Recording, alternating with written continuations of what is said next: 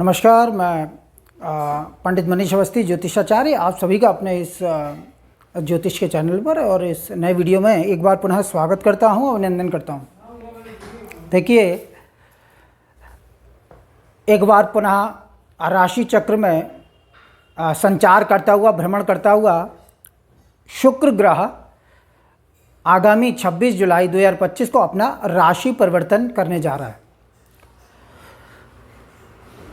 शुक्र इस समय वृषभ राशि में संचारशील है। कर्क राशि और कर्क लग्न से एकादश भाव में इसका गोचर चल रहा है। लाभ भाव में ये अपना संचार कर रहा है। 26 जुलाई से 20 अगस्त 2025 तक यह मिथुन राशि यानी बुध की राशि में मित्र भाव से गोचर करेगा। कर्क राशि और कर्क लग्न के जातकों के लिए द्वादश भाव में शुक्र का गोचर होगा, यानी व्यय भाव में, खर्च के भाव में, विदेश भाव में शुक्र अपना राशि संचार करेगा।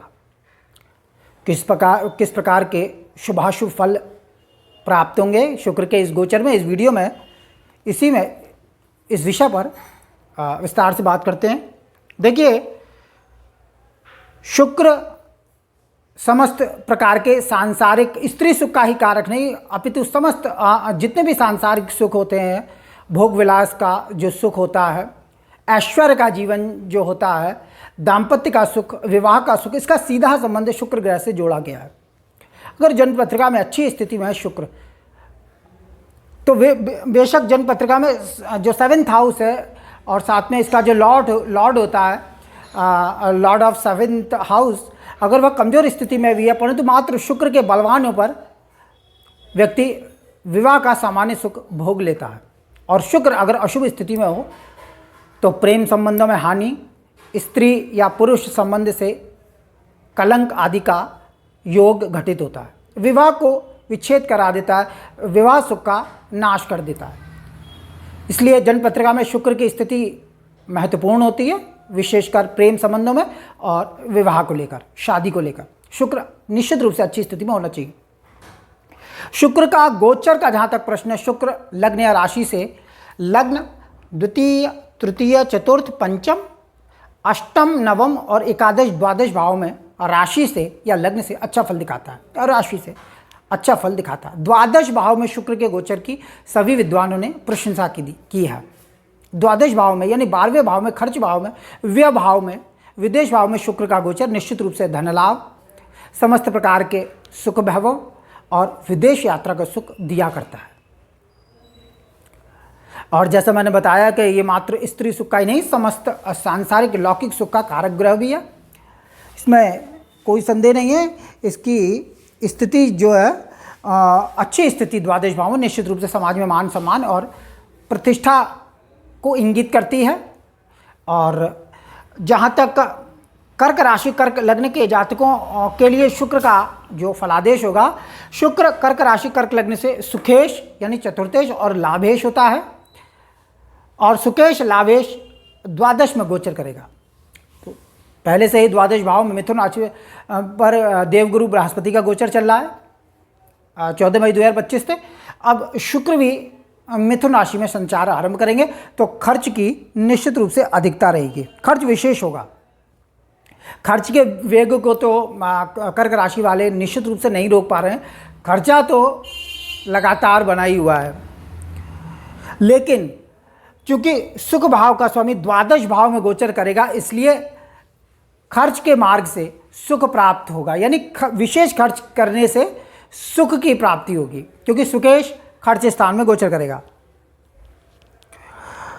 और थोड़ा स्थानीय मामले में यानी अपने स्वयं जहाँ आपका लोकल जो बिजनेस है उसमें निश्चित रूप से आमदनी के मार्ग में कुछ कमी प्राप्त होगी, परंतु बाहरी स्थानों के संपर्क से सुख और लाभ की प्राप्ति होगी, क्योंकि सुकेश और लाभेश शुक्र द्वादश में गोचर करेगा। निश्चित रूप से बाहरी स्थानों के संपर्क से, विदेश के संपर्क से, विदेश व्यापार करने वालों के लिए निश्चित रूप से शुक्र का यह गोचर लाभप्रद होने वाला है। उन्हें बाहर और आम व्यक्ति के लिए, आम इंसान के लिए, कर्क राशि कर्क लग्न के जातकों के लिए बाहरी स्थानों के संपर्क से सुख और लाभ की सूरतें पैदा होंगी। और सफलता का योग भी बनेगा। बाहरी स्थानों में विदेश यात्रा का योग भी इस कालांश में घटित होगा। परंतु सुकेश द्वादश में गोचर करेगा, तृतीय स्थान में शुक्र का गोचर होगा, तो मातृभूमि से अलहदगी का योग बनेगा, यानी अपने जन्म स्थान से अलग जाने का योग भी इस गोचर काल में शुक्र बनाएगा। माता के सुख में भी कुछ कमी, कुछ कष्ट का योग इस कालांश में प्रतीत होगा। और थोड़ा सा भूमि मकान आदि के मामलों में भी थोड़ा सा कमी और कष्ट के कारणों को शुक्र उत्पन्न करेगा, क्योंकि सुकेश द्वादश में यानी अलहदगी के भाव में गोचर करेगा। परंतु बाहरी स्थानों के संपर्क से सुख, धन लाभ और आमदनी की प्राप्ति का योग बनाएगा। परंतु स्थानीय व्यापार में या काम धंधे में कुछ कमी का अनुभव होगा। स्थानीय आमदनी में कुछ आपको कमी का अनुभव शुक्रदेव करवाएंगे। शुक्र द्वादश में गोचर करता हुआ अपनी सप्तम दृष्टि धनु राशि पर छठे भाव में डालेगा। रोग, ऋण और शत्रु स्थान पर इसकी दृष्टि जाएगी। तो निश्चित रूप से शत्रु पक्ष में जहाँ तक इसका प्रश्न है, तो वैसे बृहस्पति स्वक्षेत्र में दृष्टि डाल रहे हैं, इसलिए रोग, ऋण और शत्रु पक्ष में अच्छी स्थिति बनाकर बैठे हैं। परंतु शुक्र चूंकि चतुराई के कारक ग्रह हैं, विवेक और बुद्धि के कारक ग्रह हैं, इसलिए चतुराई से और बड़ी ठंडे दिमाग से शत्रु पक्ष पर प्रभाव सिद्ध करेंगे और झगड़े झंझटों में कोई विशेष रुचि इस कालांश में नहीं रहेगी और खर्च के मार्ग से प्रभाव प्राप्त करने की कोशिश होगी, यानी धन का व्यय करके कुछ प्रभाव बनाने की चेष्टा कर्क राशि और कर्क लग्न के जातक इस शुक्र के गोचर काल में करेंगे, इसमें कोई संदेह नहीं। तो शुक्र का यह गोचर चूँकि द्वादश भाव में होगा, द्वादश भाव में अच्छा माना जाता है शुक्राचार्य को। सिर्फ शुक्र ही ऐसा ग्रह है जो द्वादश भाव में गोचर में अच्छा फल दिखाता है, इसकी विशेष प्रशंसा की गई है। अन्य ग्रह भी प्रभाव दिखाते हैं, लेकिन जो अगर पापक ग्रह शनि, मंगल, राहु, केतु द्वादश में गोचर करें तो निश्चित रूप से हानि देते हैं, परेशानी देते हैं। स्वभाव में क्रोध और क्रूरता का गुण होता है और आमदनी में खर्च के मार्ग में दिक्कत करते हैं। परंतु शुक्र शुभग्रह होकर द्वादश में गोचर करेगा, इसलिए धन लाभ, सुख, वैभव और विदेश यात्रा का सुख का योग इस कालांश में घटित हो सकता है।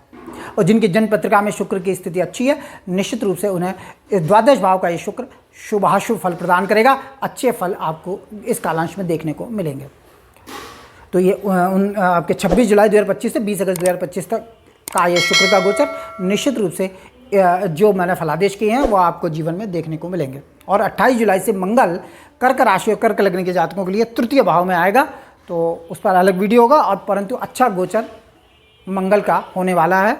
और अभी गुरु भी अपना नक्षत्र का चरण परिवर्तन करेंगे 28 जुलाई से, उससे भी अलग वीडियो बना के मैं डालूंगा।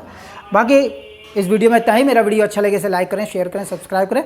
जन्म पत्रिका विश्लेषण के इच्छुक हो तो नंबर डिस्क्रिप्शन में। नमस्कार।